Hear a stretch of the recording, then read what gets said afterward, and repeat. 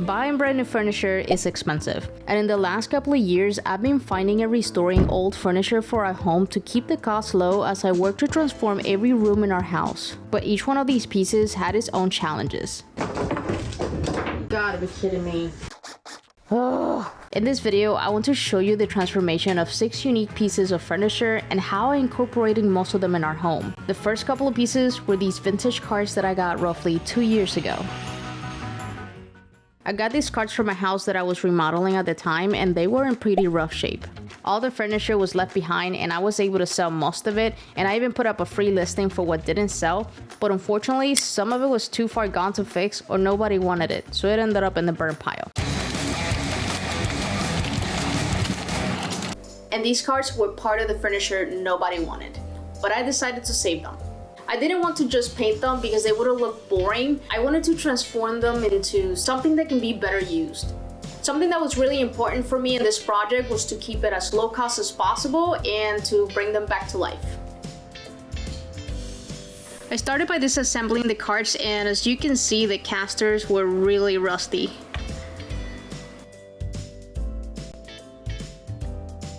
I really like that the carts can move around on wheels, so I decided to get new ones from Amazon. So they come with the hardware to put them in. I tried them earlier. I was hoping that it would just fit on the current thing. I think it's a T-nut, that's what it's called, but it would have been too easy. I gotta try to take that out, which I'm hoping is not too hard to do. Ouch!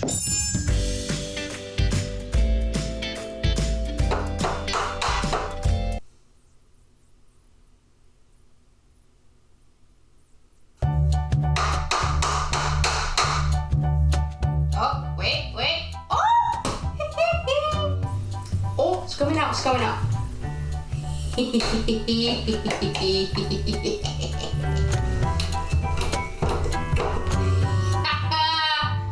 I gotcha.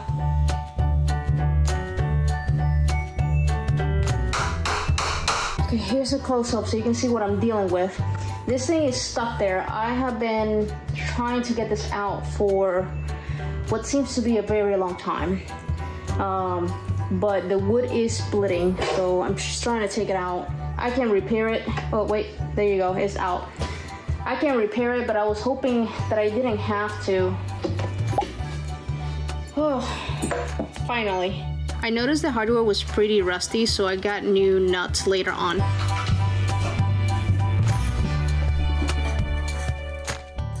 Before the next step on these carts, I want to talk to you about the holidays. I don't know about you, but I'm excited for the holidays because I got the perfect gift from my dad.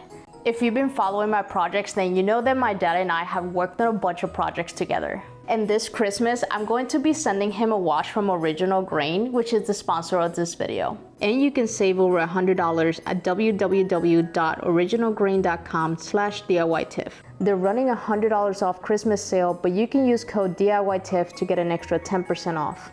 One of the things that I love about their watches is that they're made with reclaimed materials. Like this one, for example, is made out of American oak whiskey barrel wood, plus espresso plated stainless steel. It's one of their best sellers, and with every watch that Original Grain sells, they plant a tree. They have planted over 700,000 trees, aiming for 1 million trees by the end of 2025. Any of their watches can make a great gift for your dad, your husband, or a loved one in your family. Whatever their interest, there's unique material and story behind each of the timepieces, so they'll love it.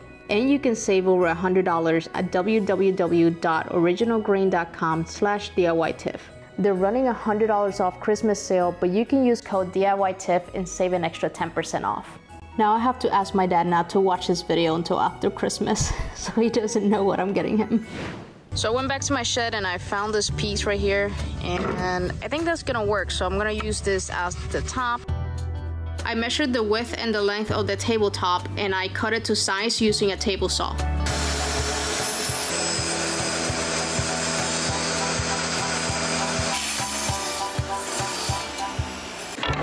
So, okay. anyways, basically what I'm just trying to show you like my thought process here. So I don't like this because it's open, like it's useless. You can't put anything on there. So it's just, I mean, I don't know, like I don't like it. So I wanted to make some sort of like, you know, top platform so it's actually usable space. The only solid piece I have is this one, so this is gonna go at the top on one of the carts.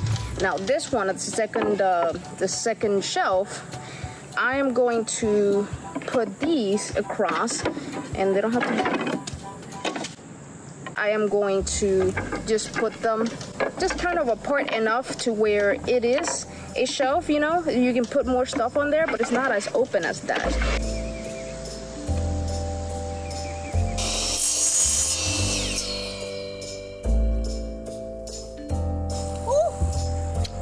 Perfection.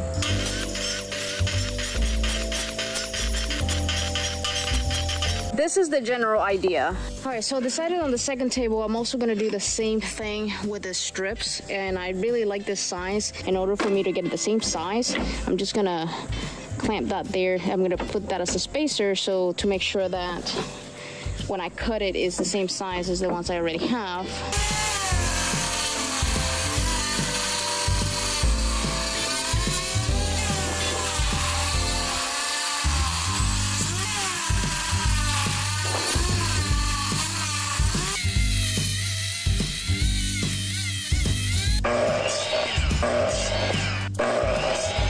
You noticed before the pieces of wood I'm using, they've been sitting out for a while, so they are kind of dirty, they're dusty.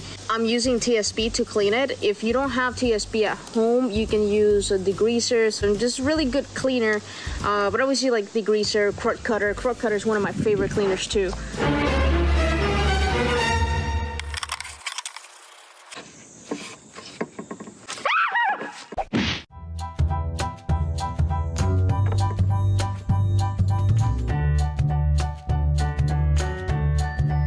Normally, because I'm trying to remove the finish, I will start with 80 grit, but I couldn't find 80 grit, so I'm gonna be starting with 120, and I hope that does the job.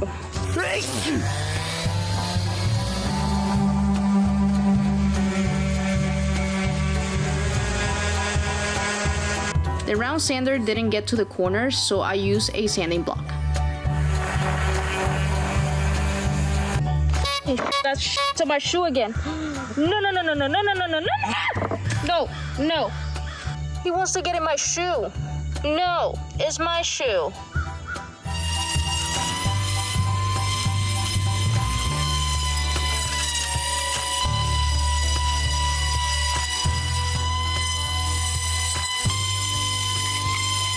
I wipe everything down after sanding it. This is the top piece, and the edges are a little bit rough and sharp, so I'm going to sand them to make the edges smoother. I'm also going to sand the top using 220 grit and then check if there's any repairs I need to make.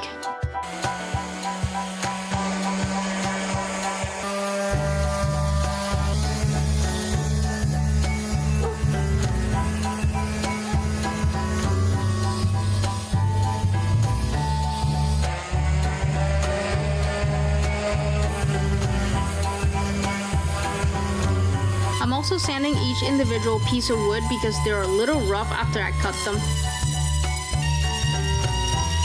Now it's time to install the new casters. So I'm gonna be filling up the legs in here so I can re-drill it because this is too small, this is too loose.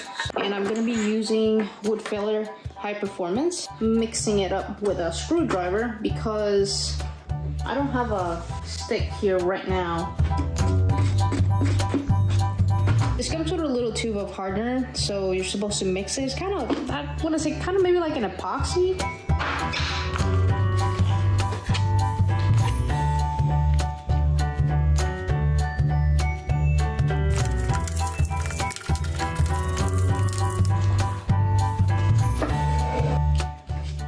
Make sure that this, you know, gets in there pretty good because it goes in there about that deep. I'm sure there is a better way to do this. Like I'm probably doing this in the worst possible way. I stopped by the store and I got a wooden dowel because the wood putty by itself was not working. So I'm going to use it to fill in the holes so I can drill new holes for the casters.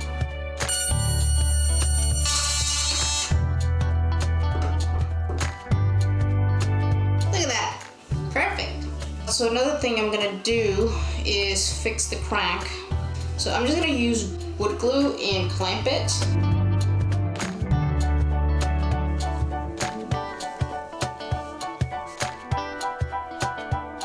The wood glue did a good job, but I can still feel the cracks, so I use wood putty to make it smooth.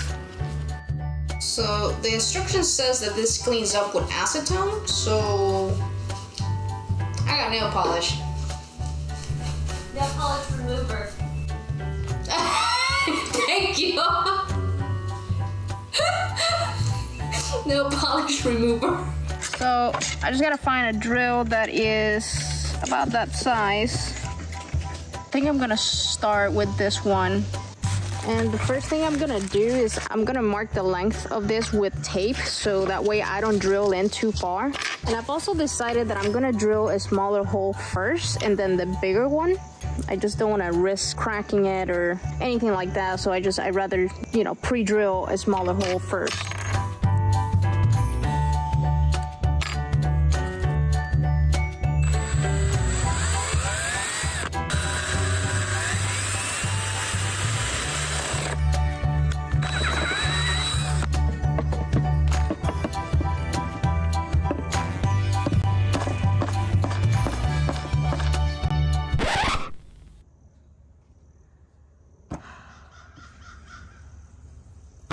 So I cracked it pretty good. It also doesn't fit. It is too tight. So I'm gonna have to take it out. Okay, it goes in. It comes right out. Okay. I think I figured it out. I can't have anything else go wrong. Nothing else, please. Nothing else. To prime this, I'm using Vaspar's Bare Wood Primer. I would have preferred to use an oil-based primer or bin primer because they do a better job of sealing up the wood and preventing stains to bleed through. But I already had this primer and I'm trying to do this on a budget, so I'm using what I already have. I found that the easiest way to apply it was using a small foam brush.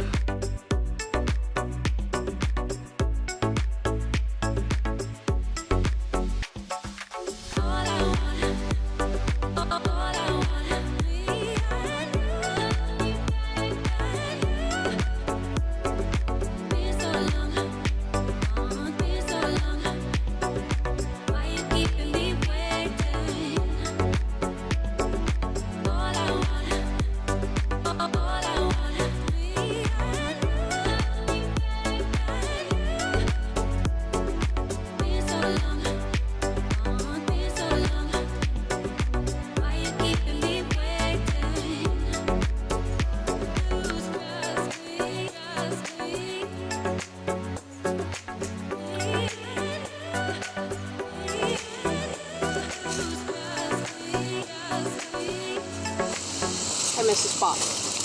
You missed a spot? She was trying to tell you. Were you? The surface usually feels pretty rough after you prime it, so I'm sanding it with 320 grit. I'm not going with a lower grit because I don't want to sand the primer off, so I'm just lightly sanding it to make the surface smooth. To paint the cards, I'll be using paint I already have. I used this for a previous project, and this is Valspar Storm Coat. Is exterior paint and in a satin finish. Because this exterior paint is gonna be durable paint, so I'm pretty confident that this is gonna be good paint for this project. And it's gonna have a top coat anyway, so it's gonna be protected. I like the color because it's green. It was the color that I was thinking about painting this card because I don't have a lot of paint left in here, and I don't want to keep a big can. I'm gonna pour what I have in here. I made a mess. To brush the paint, I started with a smooth synthetic brush, but then I realized that this brush didn't work for how small the pieces are, so I switched over to the foam brush.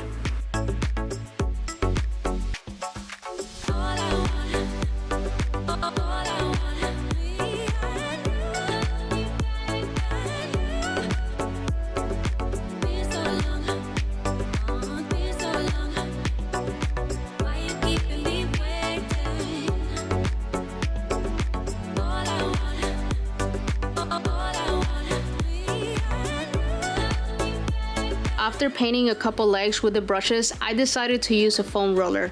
And this is one of my favorite ways to paint because it leaves a really smooth finish and it makes painting go a lot quicker than painting it with a brush. It also covers a lot better.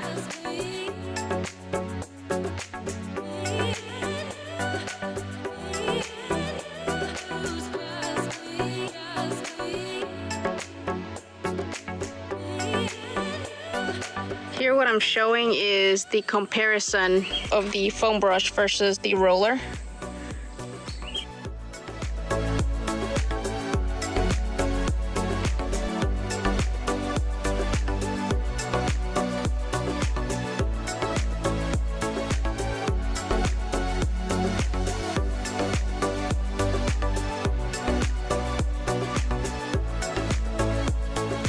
So I'm finally ready for the clear coat, and for the clear coat I am using polyacrylic, which is water-based.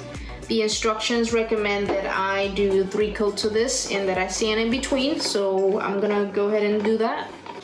Alright, so here I'm sanding with 400 grit, and it's just a very light sand. The last thing I want is to take the paint off and having to touch it up.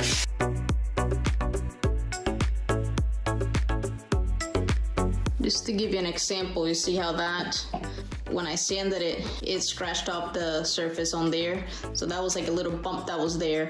So I'm gonna have to touch that up before I start on the clear coat. I decided not to sand in between clear coats because it seemed like it would easily scratch the paint away. And I didn't want to do multiple touch-ups, so I did 3 coats of polyacrylic without sanding in between. I think sanding in between makes perfect sense if you're doing this over wood, but it does not make sense to do it over a painted surface because the paint comes off really easy when you sand it, even if you're sanding it lightly with a high grit. Before I stained the top, I decided to do a quick sand with 320 grit because I wanted the stain to go on as light as possible.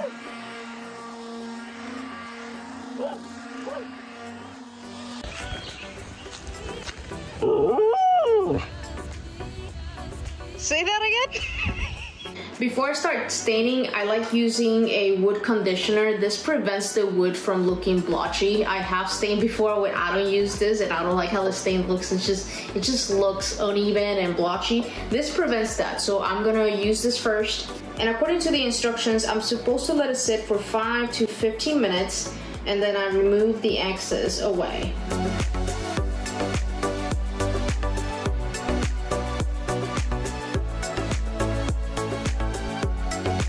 Okay, we're going to let it sit there for 15 minutes and then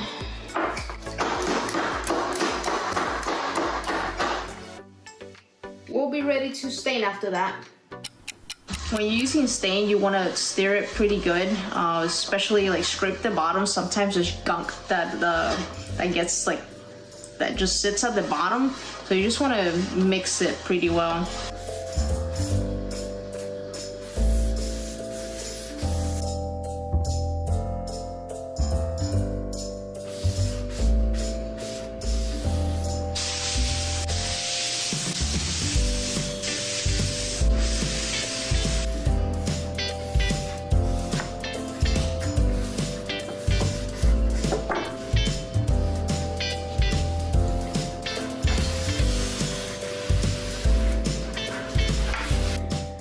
I stained both sides of the wood, even though the bottom's not really gonna be visible, but I wanted it to all be the same color just because there's going to be a little bit of overhang.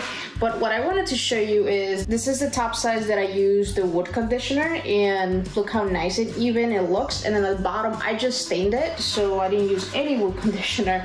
And just look at the difference. So that's what I meant earlier when I was talking about the blotchiness, just how it just doesn't look even, and it almost looks dirty. All the small wood pieces that I cut, I'm doing the same thing. Putting wood conditioner on them and then stain them.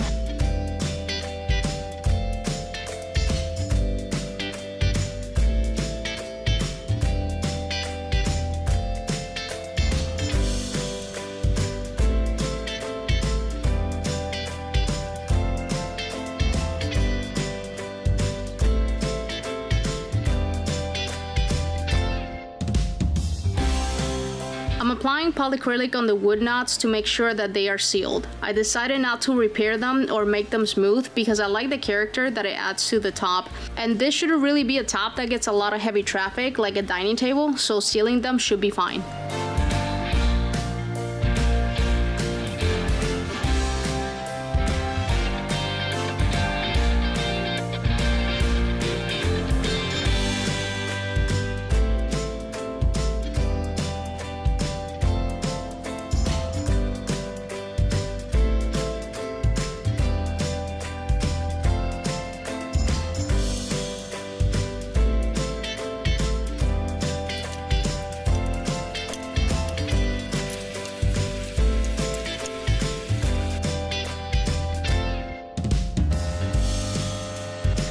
To attach the small pieces of wood, I used an air compressor stapler. I used a small piece of wood as my spacer in between each piece to make sure that the spacing was exactly the same. Now it's time to reassemble.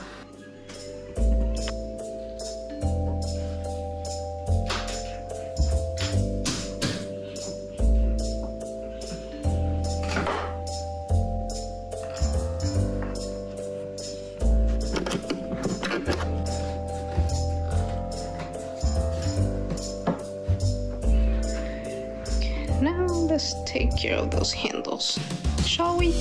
My plan here is to cut the handles, so I'm taping the surface so I don't ruin the paint. I cut the first handle using a circular saw, but it wasn't as easy as I thought, so to cut the second handle, I used a jigsaw, which was better because I had more control since the circular saw caused me some damage that I had to repair before I finished putting the cart together.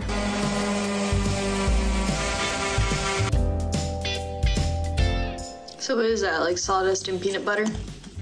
Yes. Never heard of it before? Makes a good wood putty. To permanently secure the top to the cart, I'm drilling holes to put wooden dowels. This is something I've never done before, so it took a lot of pre-measuring to know where I would put the wooden dowels, but it ended up working out.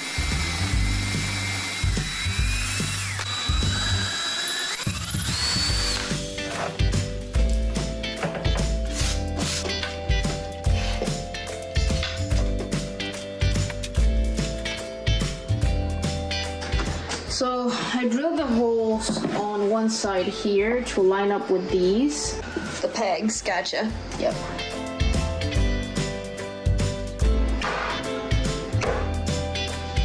And hopefully, well, it worked on that side. You see how it dented it? That's where I'm gonna make my hole. Weren't you just complaining about how people never use sawhorses? They just kind of park on the floor? Right now is not the time to judge me.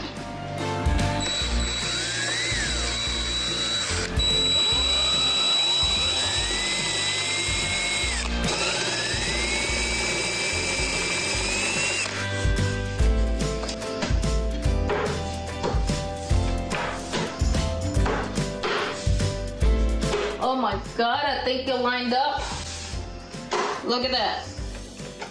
Woo. Like a professional. I used wood glue to permanently glue the top, and I let it sit overnight with about 105 clamps to make sure it would stay in place. I already did the first coat of polyacrylic, so I'm now sanding in between, and I repeated the steps to do a third coat.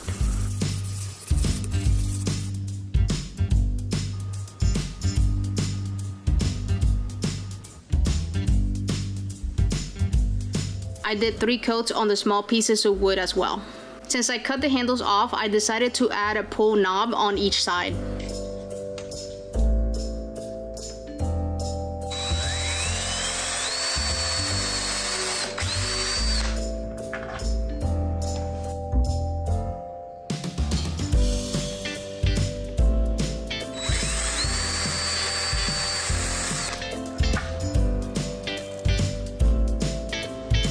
I'm now working on the top of the second cart, and I'm going to do something completely different because I don't have another wood top. So instead, I want to do a wood pattern, and I'm not really sure that I can pull this off because I've never done this before. It's about right. Alright, so I drew the lines here. Basically, that's the middle. So I'm going to cut the edges of all these into 45-degree angles to start putting them on there. Oh. I gotta plug it in, don't I?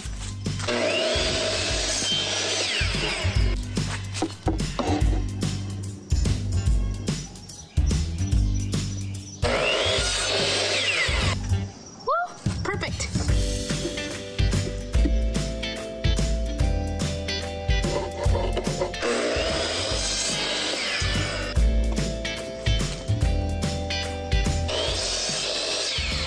So yesterday when I started doing this, the wood pieces were moving a lot. So I'm gonna try putting double-sided tape so that way when I put them down, they stay in place, and it helps me measure each piece without the other one moving all over the place.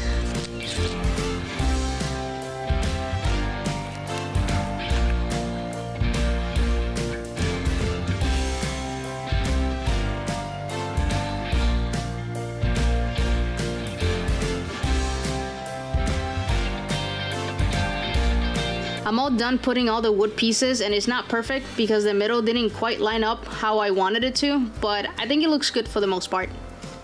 I'm using wood glue to glue all the wood pieces in place.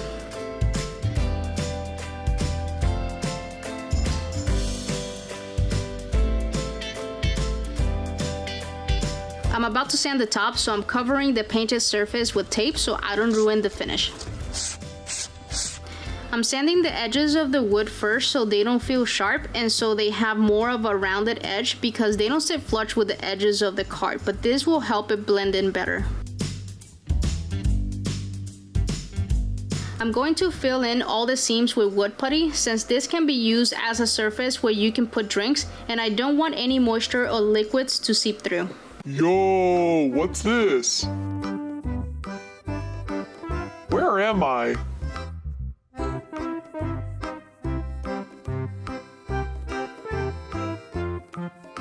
Bro, this looks so cool. I could hang here forever.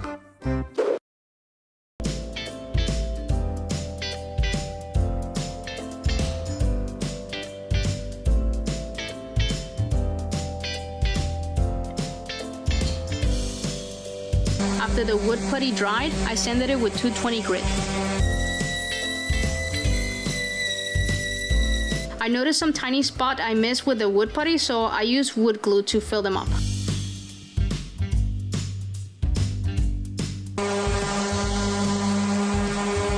It came out better than I thought. I honestly was not sure if I was gonna pull this off. So just like I did with the last table, I'm doing a pre-stain, and then that way the stain doesn't look blotchy and it comes all even. And I'm gonna do the same color stain that I did on the last one. Unfortunately, the wood putty did not blend in well. It was a different color than the stain, so in the future, I might just buy some wood putty that is already stained closer to the color that I need.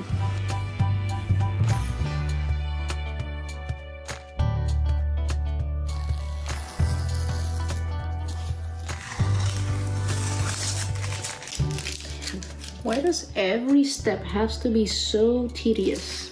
I'm gonna need a razor knife. Just like the last top, I did 3 coats of polyacrylic, sanding in between each coat.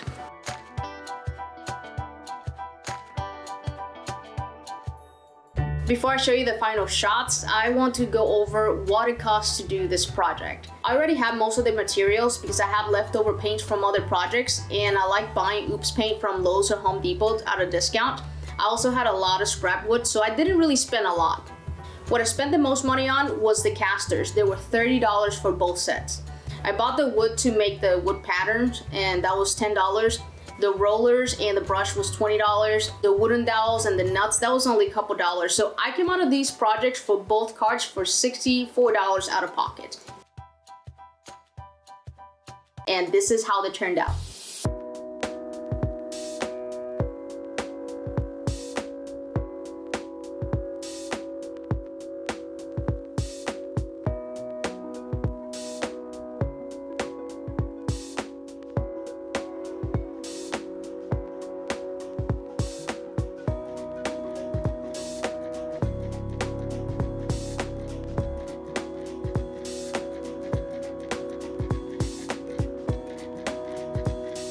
So it's been almost 2 years since I redid both carts, and the one without the handles I ended up selling for $90. And my goal originally was to sell them both, but this one didn't sell, so I ended up keeping it. And finally, after I redid the office, I found the perfect spot for it, which is like right under this window here, and it holds my Cricut machine and my printer. So it's like perfect. The third piece of furniture that I refinished and kept for our home was our dining table. We went to a store to check out some dining tables and realized that the prices were insanely high. And I was on a budget. This is our dining table. Tony got it for about $30 at a yard sale, and we've had it for a few years. So after shopping at furniture stores, I went online searching for more dining tables, and I found one on Pinterest similar to the dining table we have in the colors I liked. But it was $1,153, and instead of buying a new one, I'm using this as my inspiration to refinish our current dining table.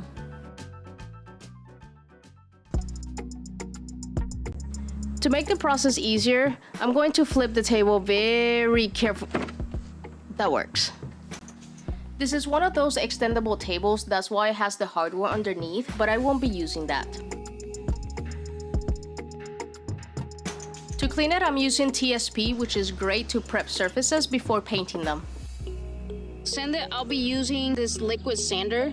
When I was thinking about doing this project, I also thought, I'm like, what would be the easiest, more efficient way to do this? Just because looking at the table, and I started looking at all of this, and I'm like, oh my god, that's just gonna take me forever.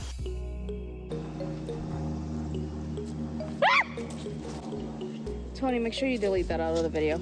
So if you're working with a piece that has a lot of details, the liquid sandpaper is great because it removes the glossy layer, allowing you to paint over it. I was going to cover the seats and paint around them, but then I realized that they were only attached by screws, and it would be a lot easier if I just fully removed them. I'm using bonding primer in a can to make priming go quickly, and I'm also using this trigger thingy to make it easier to spray and to avoid drips. I love how easy it was to cover all the little details using the spray can.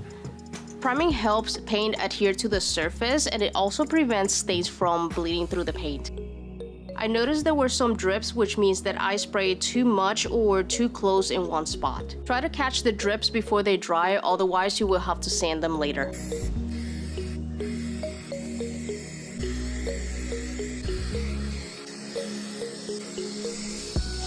This is how they look after a coat of primer. They're already looking so much better. To paint, I'm using a pneumatic paint sprayer that attaches to an air compressor. Applying the paint with the sprayer makes it easier to have a smooth, even finish. I'm using an eggshell interior paint that I got from Lowe's from the Oops section a while ago. The color is Gracious Gray, which is an off-white color. I'm getting ready to paint the table. I'm just gonna do this back part real quick, and then I'll go ahead and paint the table, and that will be it for today. I have to let it dry for 4 hours, and it'll be dark in 4 hours. Yo! Sir? Sir? What? You cannot be on there. Why? I do not want to paint you. Oh, okay. Come on. Let's go. Let's get you out. Come on. Whee! Get off. No. Get off. But I love you. He doesn't want to get off. He doesn't want to get off. Oh, get off. Oh, there. Thanks. Goodbye.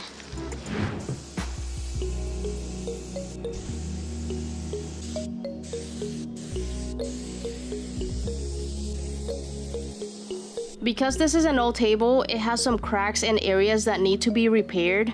I should have repaired this after the primer coat instead of the first coat of paint, but for some reason that I have no explanation for, I didn't. So I'm going to do it now, and it should be covered by the second coat of paint. To repair, I'm using a high-performance wood filler which gets mixed with a hardener, kind of like a two-part epoxy, and once it dries, it creates a strong bond, and it takes about 30 minutes to be ready to sand.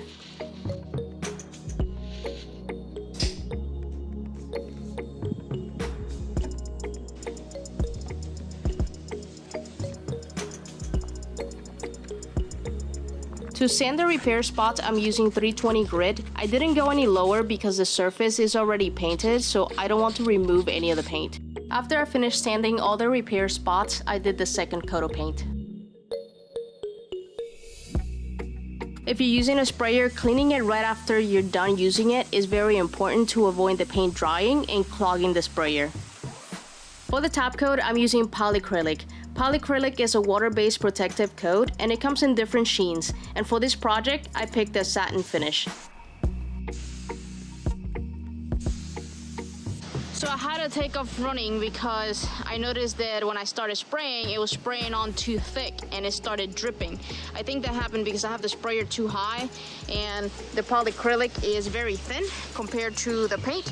So I'm gonna try to fix it and then adjust the sprayer. I was able to adjust the sprayer to avoid dripping, and I also kept about a 12-inch distance while spraying.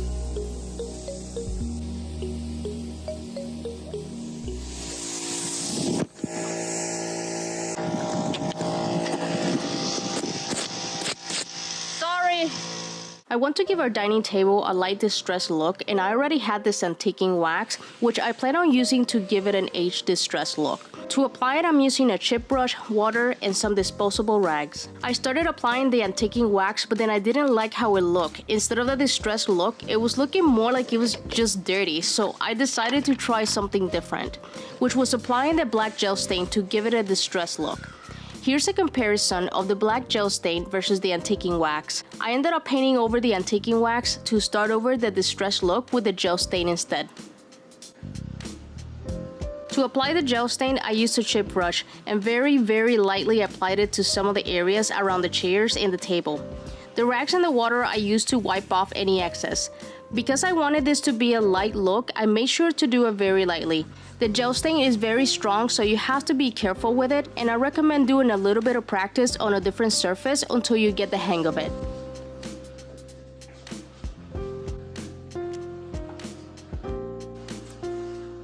After drying, some spots ended up being darker than what I wanted them to, so to lighten them up, I sanded them lightly with 220 grit sandpaper.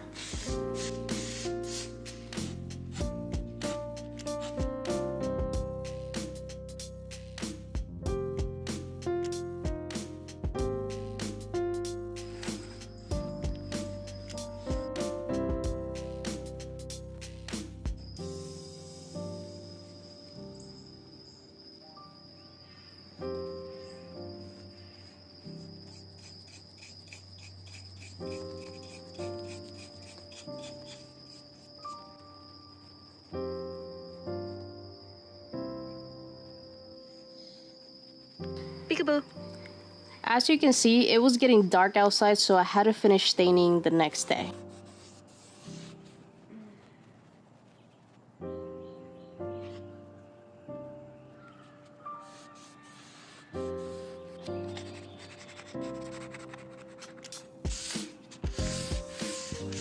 The top of the table is laminated, so to prep it for painting, I'm sanding with a random orbital sander with 220 grit sandpaper.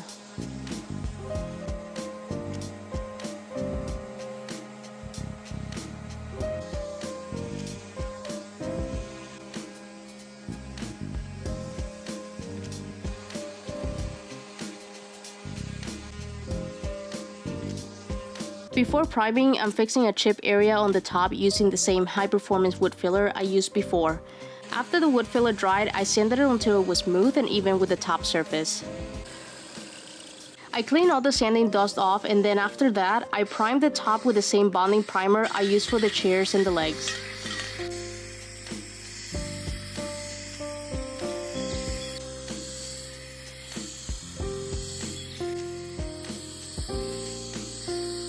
There was a couple drips, so I used a foam brush to even them out.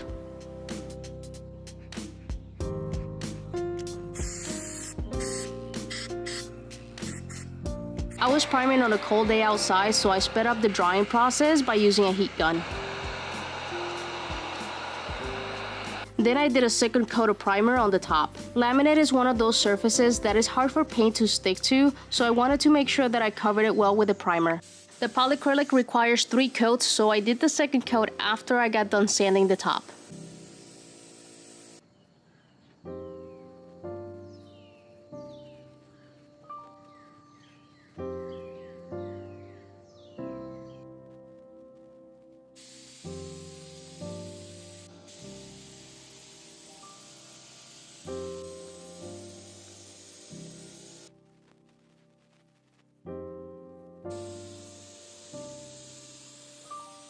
So it's just when I do that, the clear coat's not going under there, like it's just this top part. So I just want to make sure that I even it out. Once again, I was working till dark. Hopefully I can see what I'm doing. And if not, I will find out tomorrow and probably be mad about it.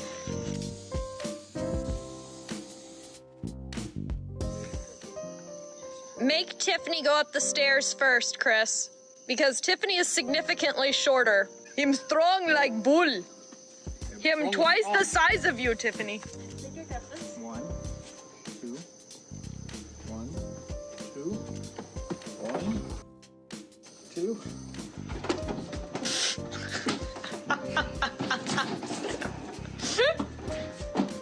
One. I was gonna count to 3, but she started lifting. How come it was a lot easier getting it in than it was getting it out? I know, we struggled with this. We had to like flip it over, like different sides, angle it, like. Alright, this is where I would finish my masterpiece. The top was definitely an experiment, and it's also what will make the table look unique. I wanted the aged wood look on the top, but since it's not real wood, I had to create it. But to do that, I'm going to be using a combination of the antiquing wax and the gel stain. The wax and the stain doesn't go well on the primer by itself, so I have to do a base coat of paint. Since I'm going to make the top look like wood, I'm painting with a brush because the brush strokes are going to look like the wood grain later.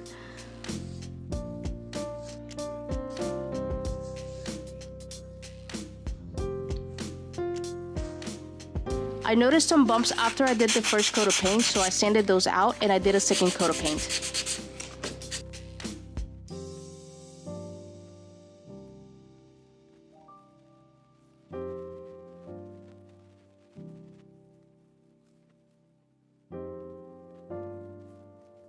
Before applying the aged look on the top, I did several practice pieces to make sure that I was happy with the colors, and I ended up deciding on this one.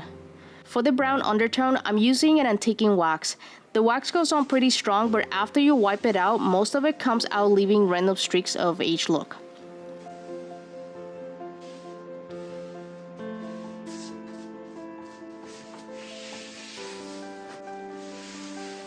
I've seen several videos using a whisk broom to help with the wood grain look, so I decided to give it a try.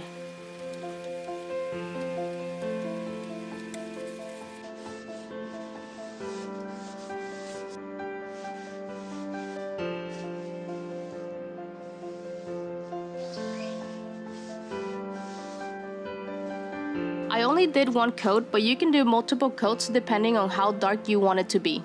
Tiffany, can I ask you a question? I was pretty sure you were going to use it to paint, but what broom did you murder to create that tool?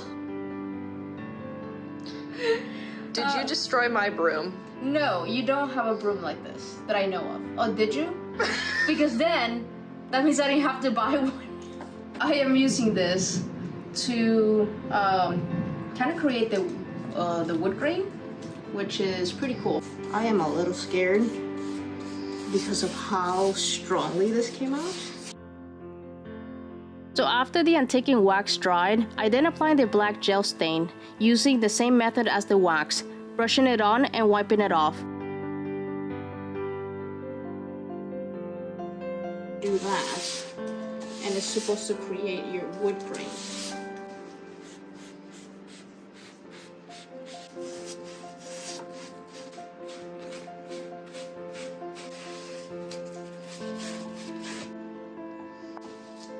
After I got done, I tried to repair some spots I didn't like by sanding them, but that was a big mistake because the sanding will take the stain right off and it's not that easy to fix.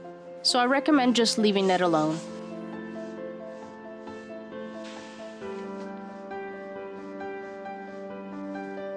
I noticed that in some spots, some brown and yellow has started to bleed through.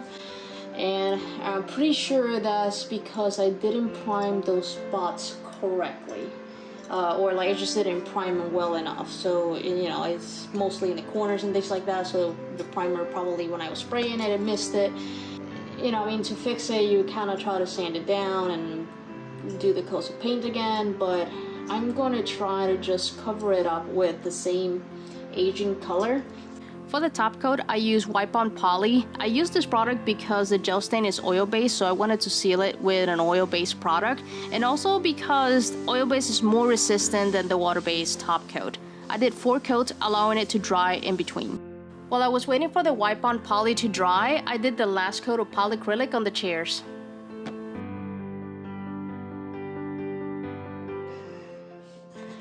Some of the screws didn't want to go in because the hole is too big. So I'm just gonna fill them in with plastic wood. Oops.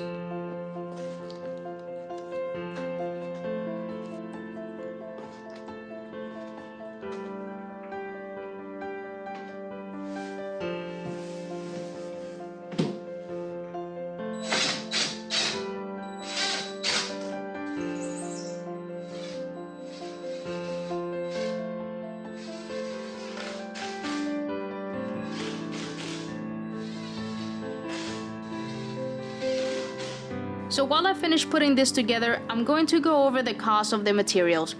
We got the table at a yard sale for $30. Some of the materials I already had, such as the paint, the stain, and the antiquing wax. So the total after materials was $143. In comparison, the table that I found on Pinterest for $1,153, I used it as my inspiration to refinish my current table, saving me a total of $1,010. And here's the final product.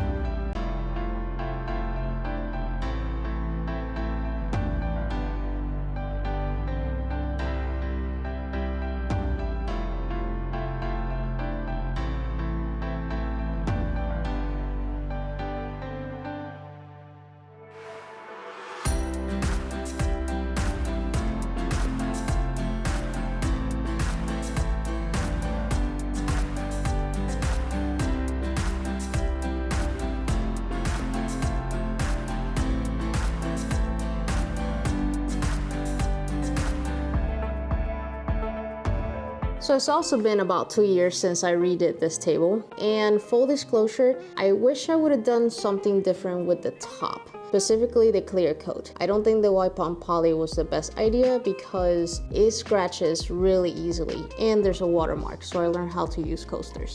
The good thing is, since I did this as a distressed look, the top being distressed is just, you know, part of the look. But I mean, other than that, I mean, it's been good. We've had it all this time. We had Thanksgiving dinner this year on this table. Overall, like when you see it from like far away or at a distance, you don't pay too much attention to it. It looks great. So when you start looking close, you do see that it has quite a few scratches already. So next time I'll probably do something different. I don't know what that is yet, but I'll probably cover it with something different that is more durable.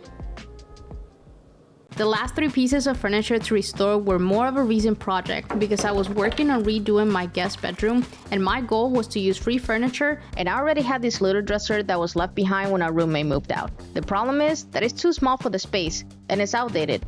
I also need a pair of night tables, which luckily Tony's mom had these. and I think they will be perfect as night tables.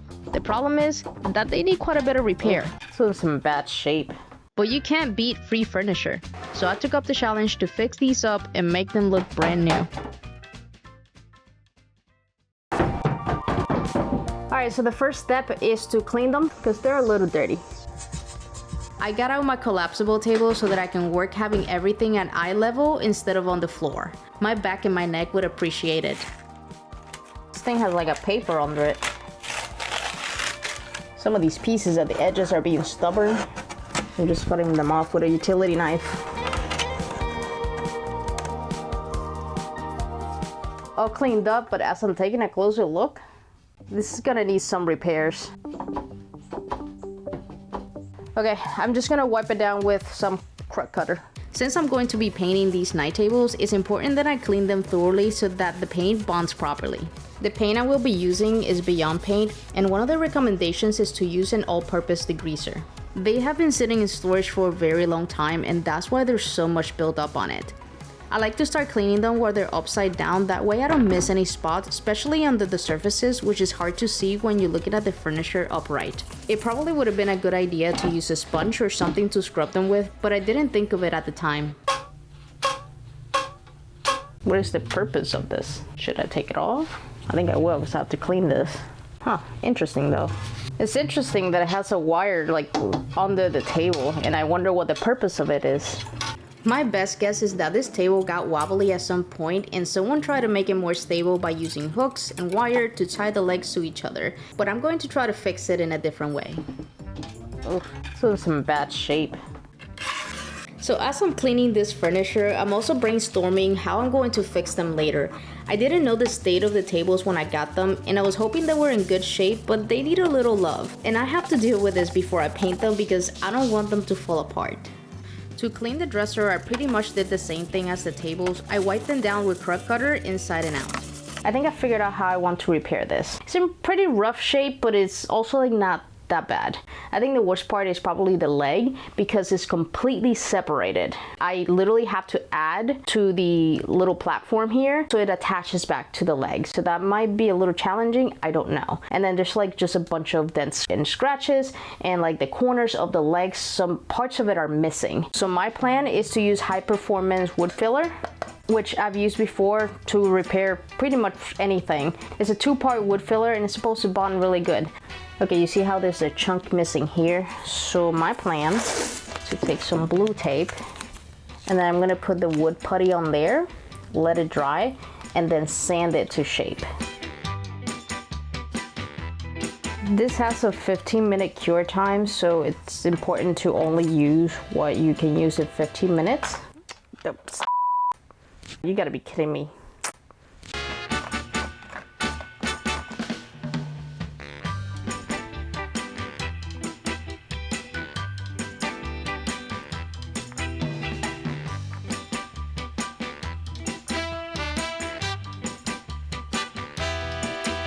A freaking giant bug in here. Look at it.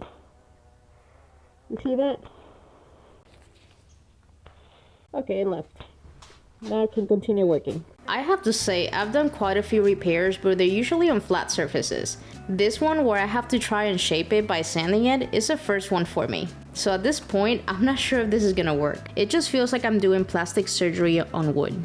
The flat surfaces weren't all that challenging. After this wood filler dries for about 20 minutes, it gives you the chance to shape it or cut off the excess before it completely cures. Once it cures, it becomes part of the surface and it can be sanded. This is completely separated, but I figured if I put it in place, it holds a little bit, and what's missing is the chunk over here on this side. So I'm thinking to build it up with a putty, but to do that, since it's such a big chunk, I'm gonna put like this little mesh tape that I found on my stack of tapes. I'm gonna put a mesh tape there and build it up with the same putty, and I hope that that works. It's actually pretty cool. It made the surface that I was looking for to get in there. I thought it was gonna stay in there, like it was gonna bond and glue itself, but I guess it didn't. So I'm gonna do a little bit of wood glue. The rest of the dents and the scratches and stuff, I'm just gonna do them with regular wood filler. And my goal isn't to get everything to that so that this looks brand new, even though it'll be close once I paint it, but just enough so there's not chunks missing off of it, you know? This one's actually not in terrible shape. There's only like 2 little chunks missing, and it is loose down here, but it's not like I don't have to do what I did with the other one where I had to like build it up to get it back in there. So I just have to glue it. So when I'm done for today, I'm gonna put wood glue in there and clamp it down, and hopefully they'll keep it in place. So I'm gonna sand the first corner, but I'm a little nervous because I'm afraid that I'm gonna sand it off. I'm gonna start slowly with the multi-tool to just kind of have control where I'm sanding. And if it's too much, then I'll just hand sand it all. But I wanna do it with the power tool first to get it to the right thickness, and then I'll shape it with hand sanding.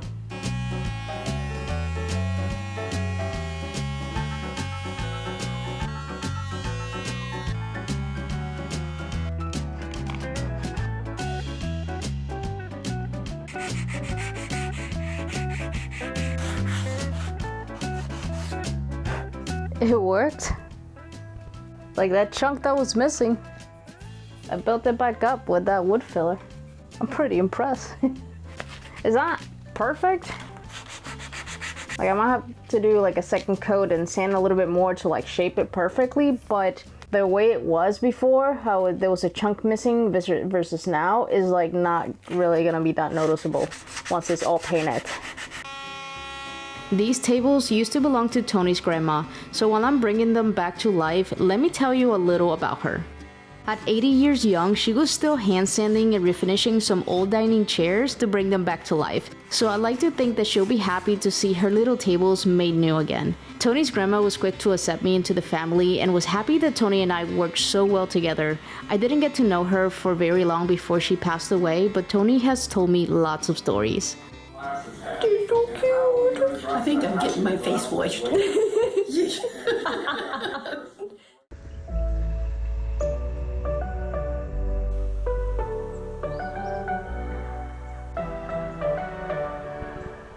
It is 63 degrees outside right now. It is the first cool day we have after we had 2 hurricanes try to kill us back to back. So I am very much enjoying the moment. Okay, I'm gonna work now. So I have to do a second pass of the wood filler on a couple of spots here and then sand it. But then after that, that should be good and I should have these tables done. So after I'm done doing that, then I get to figure out what I'm gonna do with this dresser.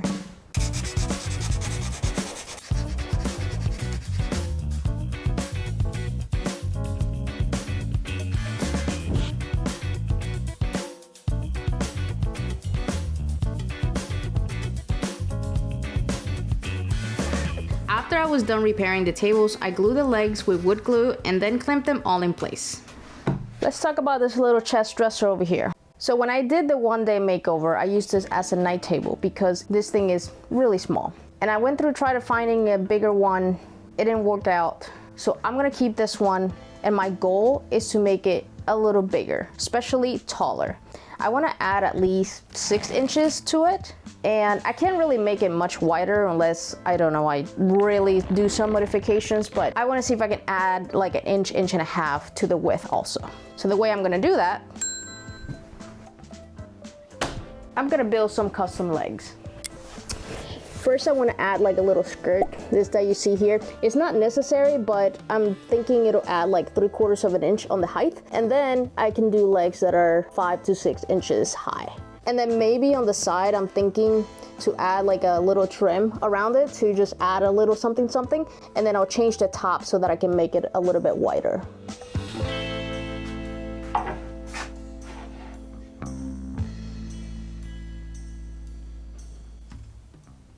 I have a problem. Something's not even here at the bottom. And then for me to build a skirt, I think it will be visible if it's crooked. I'm wondering.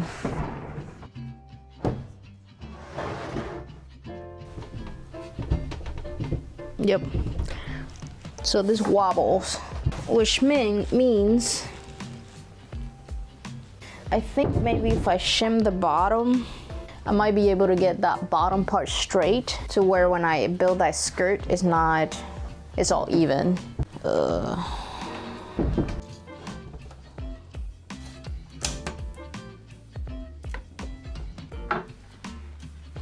Yep, I think that's gonna work. See, like now the gap is even. I consider shaving that part off, but I measured like the height of this side and that side, and then I put a level on it, and it's pretty level. Like, I don't know why, I don't even know why it's crooked. Like, it seems to be all the right size. It doesn't look crooked over here. It's not on level. It just has a little bit of wobble. If I shave that, I'm very afraid to ruin it. So I think adding the shim is gonna be the best option.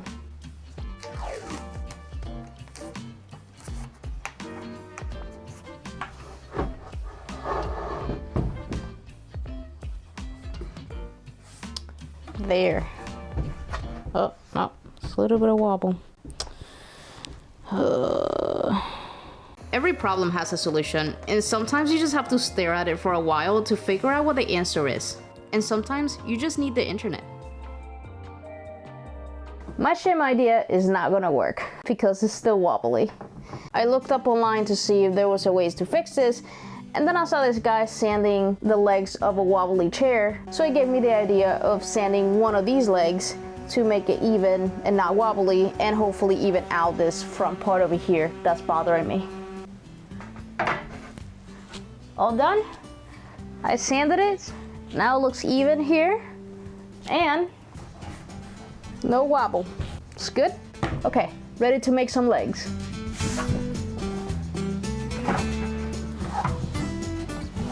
Before I can make the legs, I need to make the skirt. Before I can make the skirt, I need to repair some of the dents that this has, because it also has dents just like the table. So I'm gonna repair them the same way. I also have to repair the cracks. There's like a couple cracks on this side, so I'm gonna fix that with CA glue. I also need to build some support around here that the skirt can sit on, because the skirt is also gonna serve as support as the legs. Does that make sense? Okay, what did I say the first thing was? I use CA glue to repair the cracks, and it comes with a spray that activates the glue and it makes it dry almost immediately.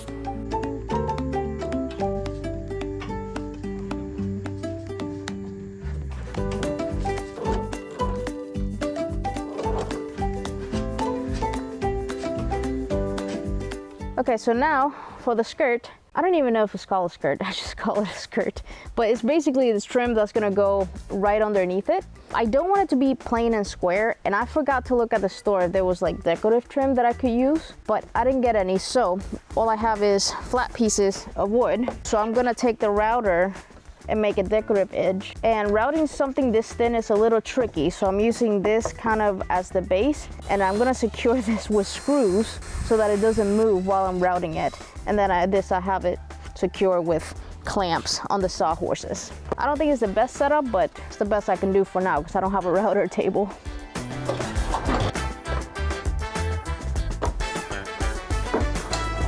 Every time I have to change the router bit is a struggle. Ouch. There.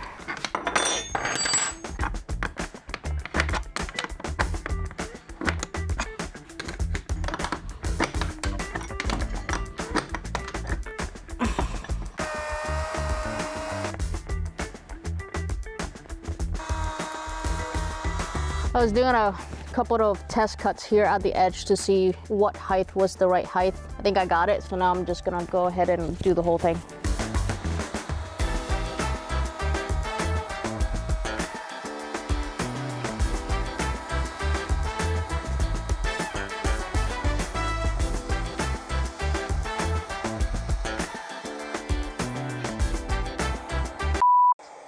That screw is in my way. So I'm hoping I didn't ruin this, or that I can cut the pieces. Let me make sure the other one is good. Ugh.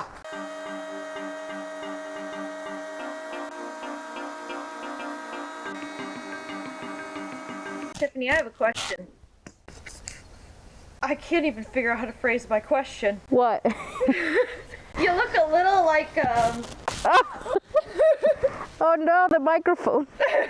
Do you have to turn out your pockets to get the sawdust out? I'm the sawdust princess. You wanna hear something funny? I have baseboard in storage that is the same exact edge I just did on that piece. So I could have just used that as my little base skirt and nobody would have noticed. But I didn't notice until now. I didn't even know what the edge was gonna look like, but because it's the first time I used that. It just says OG. I'm like, okay, let me try it. Hopefully I like it. But it looks like just like the little trim that you see on baseboards.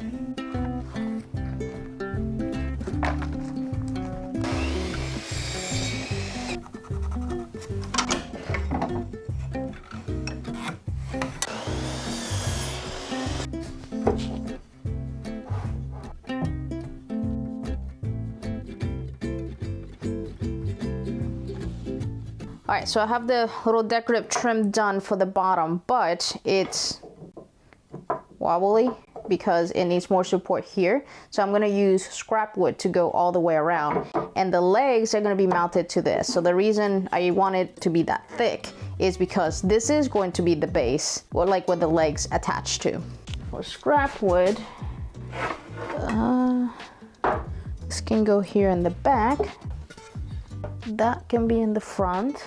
I think this one's enough for both sides. Okay, I'm gonna do the... Okay, I'm gonna cut this.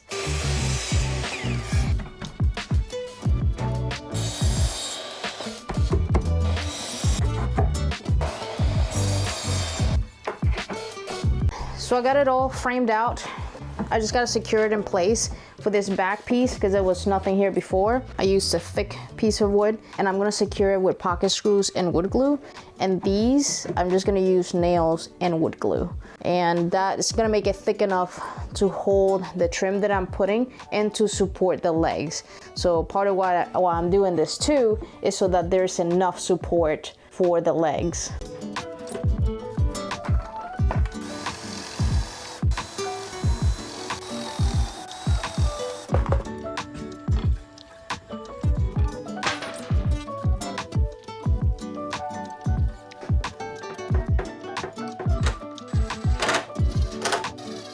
Well, I was hoping to finish this tonight, but I don't have the right size nails that I want to do for this. So I have to go to the store, but it's 9 o'clock at night and Lowe's is closed. So this is gonna have to wait till tomorrow.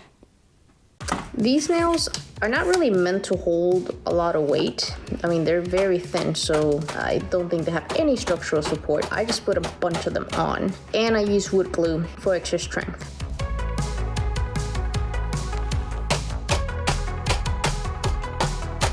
One of them came out of the other end. 2 of them. Ooh, no, there's more. What? Maybe I have to rethink the nail part of this. This won't work without a battery.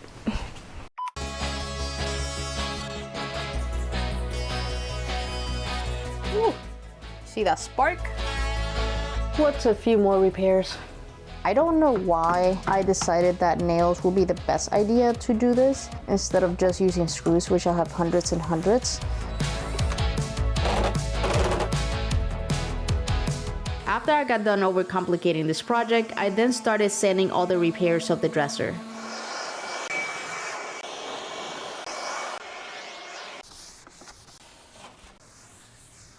Now that I'm outside in the light, let's admire the repairs. I'm actually pretty impressed that I pulled this off because I was not sure.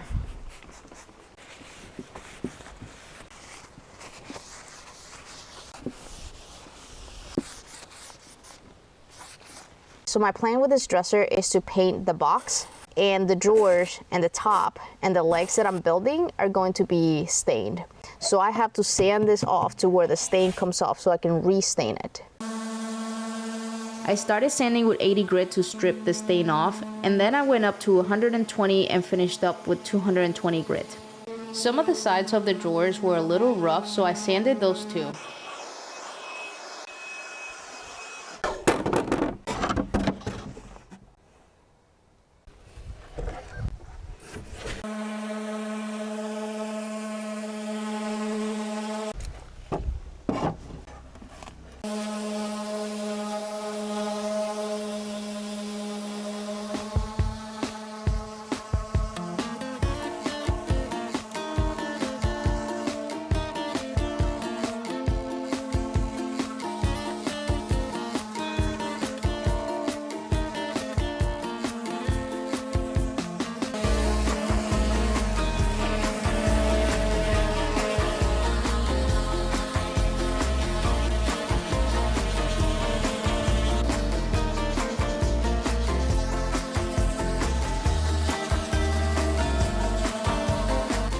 right, that was a long sanding session, but it had to be done. So I wanted to do this first, but then I realized that sanding the dresser first will be better because it'll be easier to do it first.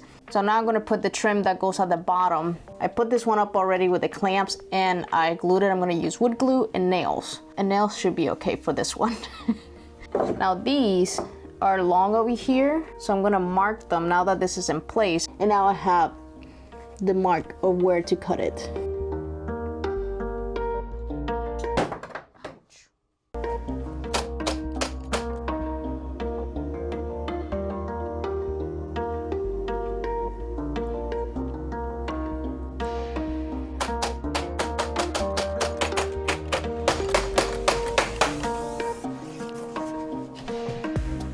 Want to see what it looks like. Look at it, it's so cute. Nice. I see potential.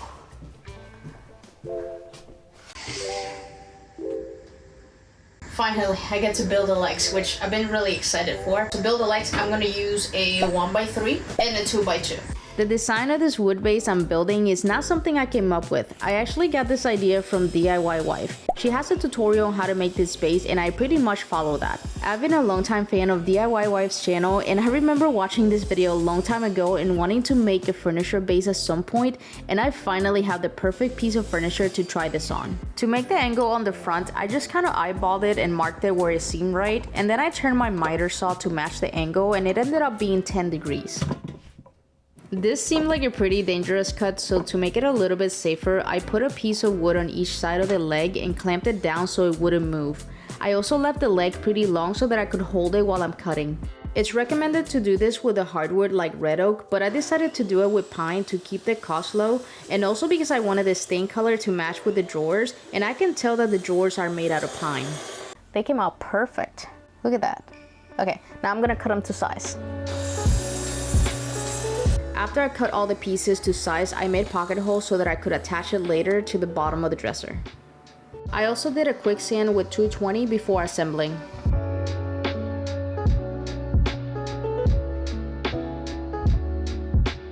I'm leaving a little space there. It's about 1/8 of an inch. To make it consistent, I'm just using the woodworking ruler to push it back. Same distance. And then I'm gonna try my best to do the screws on this without shifting it. There you go. Nice. Let me get a wet napkin so I can wipe off the glue before it dries.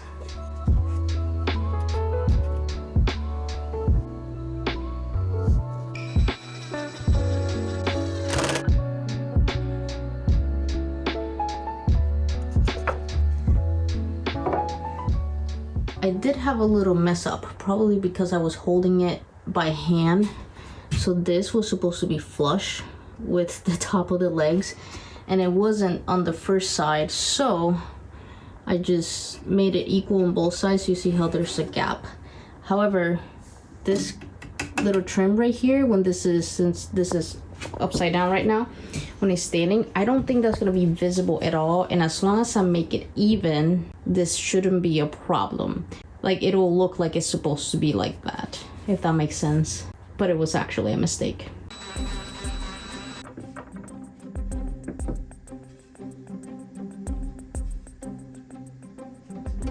Trying to find the right way to hold this in place to attach the feet was actually very challenging because it was awkward and I was getting really annoyed.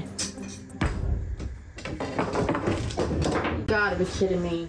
But after a bit of swearing in both English and Spanish, I finally got it. And you think the next one went better, but it didn't. I had to unscrew it and adjust it again. When I screwed in the pocket hole, the wood went in crooked, so I had to cover the screw hole with a wooden dowel and try it again.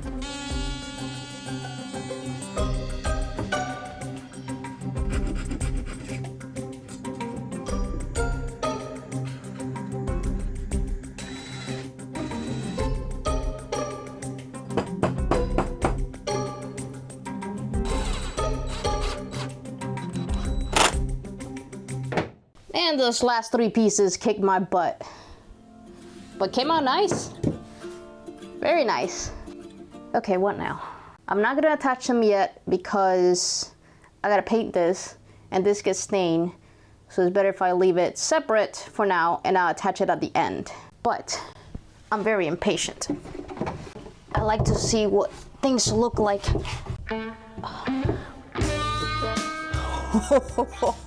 Look at that.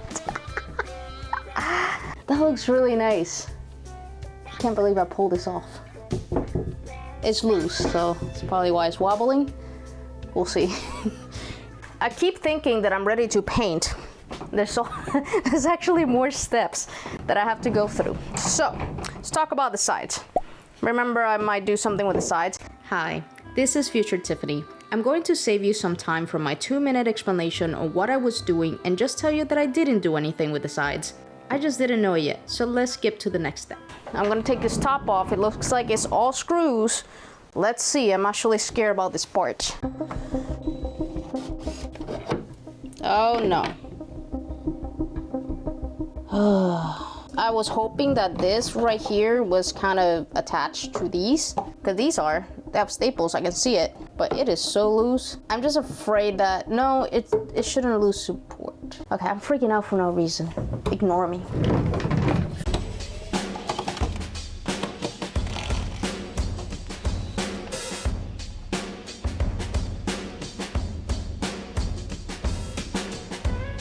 Oh, what is holding the top? This top is not coming off without violence.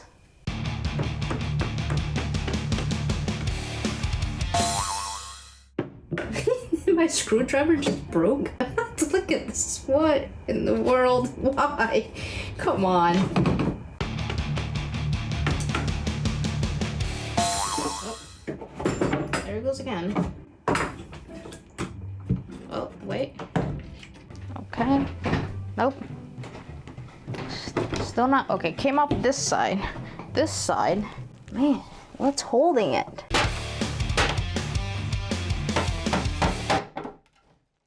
Ah, they had it stapled. That wasn't too bad. I don't want to tear this back off because I don't want this to become a complete project. Like if I'm changing every piece of this dresser, might as well build a new one. So I was trying not to tear it. I was just tore up in the corner here, but it goes against the wall, so it's not going to be noticeable. But yep, I can work with this. The top is off, but it's 8 o'clock and I want to go to the store before they close to get more of these because I just know this is not going to be enough. So I'm going to get another one and I'll continue this tomorrow. That was an acorn from the trees falling on the roof. So I went to the store last night and I got the trim pieces I needed. And when I came back, I still had energy to cut them and put them in place. But I did a couple test pieces and realized that I didn't think ahead. When I made the bottom trim piece that I call the skirt, I didn't make it wide enough. So when I did the side pieces, it kind of covers the decorative part. Like it just, I don't know, it just for me doesn't look right and I didn't like it. So after all that, I'm not doing the side trim pieces. So I'm just gonna paint. To paint the furniture, I'm gonna be using Beyond Paint. This is a paint that requires minimal prep. There's no stripping, sanding, or priming required, which is why I didn't sand before painting except for the parts that needed to be repaired. And to be honest, I was pretty impressed with this paint. The instructions recommend to mush or stipple into the crevice areas instead of the traditional brush strokes to make sure that every nook and cranny gets covered. Then after doing that, you roll all the possible surfaces with an all-purpose fabric roller.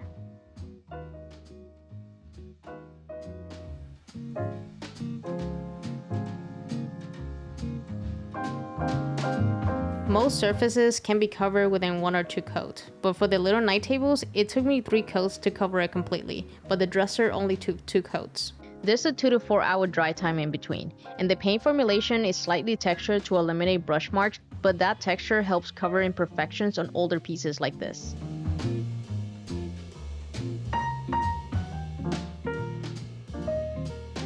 Originally, I was just going to stain all the drawers of the dresser, but I love this color so much that I decided to paint the bottom 2 drawers and leave 1 drawer stain.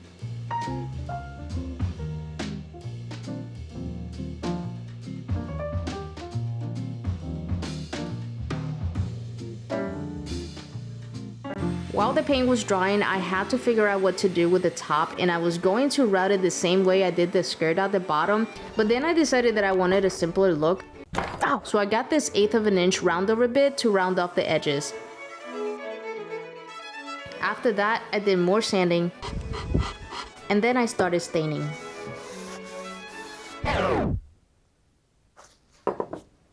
I always use pre-stain before I stain anything, and I forgot, so I started to stain this, but I stopped because this avoids everything looking blotchy, and I like the look that the pre-stain gives it, so I'm gonna do this first, and this side is gonna be what it is. There's probably not gonna be a lot of difference because the stain I'm using is really light, so it actually complements the grain of the pine very nicely, but I do want to pre-stain it. I don't know what it's gonna do if I do this on top. We'll see, I guess.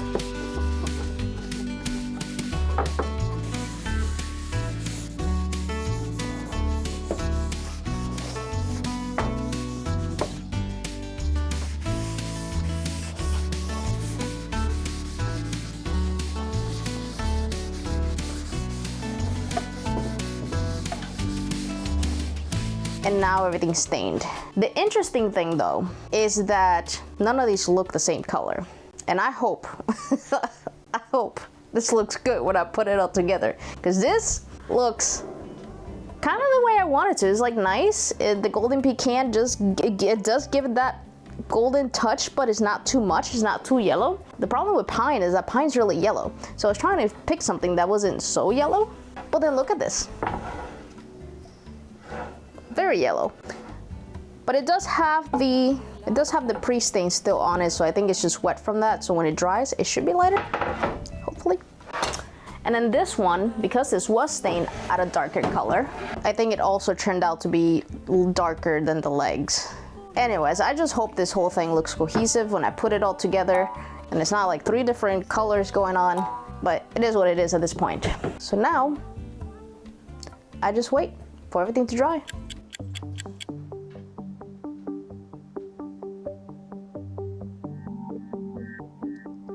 I don't like it.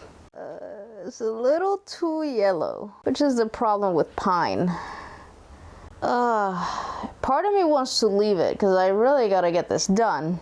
But I'm wondering if I can sand it down just a little bit, not sand the whole stain off, and do pickled oak, which is kind of like a whitewash, but it doesn't really make a huge difference in color when you apply it. I don't know. I'm gonna try it. What's the worst thing that could happen? I don't like it. I don't like it now, so let's try it.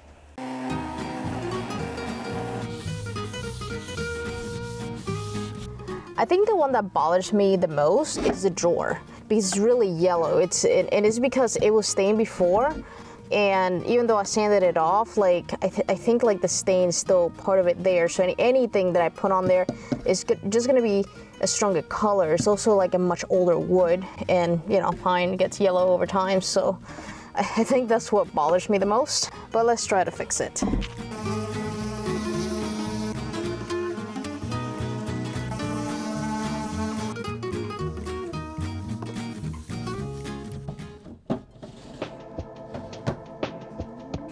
That looks better. That top drawer was so yellow and so dark, and I didn't do anything to the legs. Actually, the legs didn't suck up the stain as much as the drawer and the top did. So the legs actually match perfect right now with the drawer. I know the lighting is off here because it's getting dark outside, so there's not a lot of lighting to show it, but the legs look perfect. This now looks good.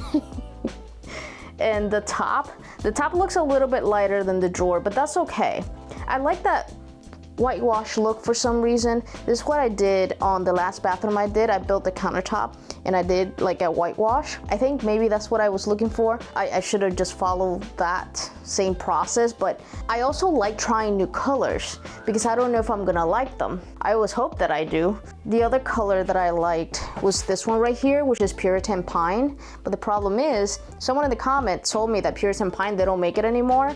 And I tried to find it to see if I could find it somewhere, and I didn't find it so where I can buy it. So I don't know. I have to find what the new Puritan Pine color is called. There's that one too, but I feel like that's too dark. I didn't want to go dark. Oh, okay. I'm gonna leave it. That's it. I'm done. I'm gonna have to learn to like it. Except that I didn't like it, so I did 2 more coats of pickled oak. I changed my mind again. After multiple coats of the pickled oak color, I like it, but it's not the color that I'm looking for. Staining is really hard. Getting the right type of stain color is really hard, especially on pine because pine is so yellow. There were things like I was trying to not do an aged wood color. I also didn't want it to be too yellow. I also didn't want it to be dark. So here's where I landed. This is the top, but it's the bottom of it. Top's still, you know, pretty. The bottom, I've been doing the test. This is Puritan Pine. I really like this color. And I have enough to do this project, so it's not a problem. The problem is gonna be later because I plan on building the bedboard probably for the bed, and I wanted it to match, and I'm not going to have enough stain to do that. So I think I'll cross that bridge when I get there. For now, I'm going to go with Puritan Pine. So I'm gonna sand everything down again and do Puritan Pine.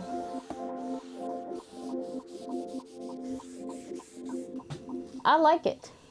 The drawer looks similar to what it looked like when I first stained it, and I was like, I don't like it. But I think all of it together looks good. It doesn't look like the brand new pine like it was before when I had it washed out, but it also doesn't look weathered. It complements the pine color is what I'm trying to say. So all I have to do is the clear coat.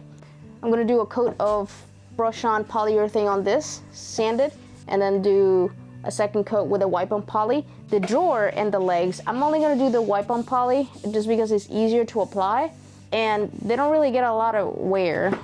The top, however, because you know you put stuff on there, it can get scratched and stuff, so I like to do the brush on first. So anyways, 2 coats, 2 coats, 2 coats on the legs, and then I'm done. If you're curious about how much I spent on this project, it would have been around $229 for all materials. Beyond Paint provided me with the paint, but if I would have bought it, that's how much I would have spent. They have sizes from samples all the way up to 1 gallon available. $229 is not bad for 3 pieces of furniture compared to how much brand new furniture is these days. This was a roller coaster of a project, but I'm really happy with how it turned out. It looks really cute. The drawer came out a little bit more orangey than what I wanted it to. For some reason it keeps turning orange, but I think it's gonna work with what I'm trying to do in this room. And it looks really cute. I like it. Overall, I do like it. The knobs are the same one that I use on the one-day makeover. So I just use the same ones because I like them. And the other thing I did is I added wallpaper inside the drawer because inside the drawer it looked a little rough. So I found some cute wallpaper and I put that on. And I'm really proud with how the little feet came out. They look really cute. And the night tables, I'm so impressed that I was able to repair the missing pieces, and they also look super cute. So overall, I'm really happy with how this turned out, even though it was a challenge. That's how I learned. I'm so glad I'm done with this. Thank you for sticking with me to the end. Here are the final shots.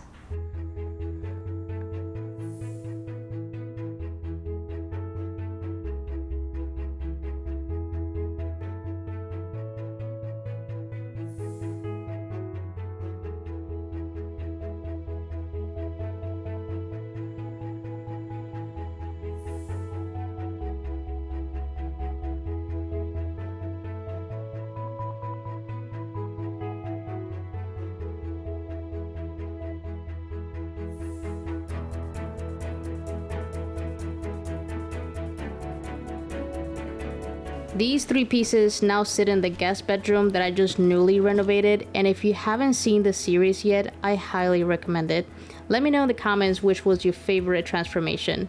I'm sure I will have more furniture to redo in the future and a lot more to learn along the way.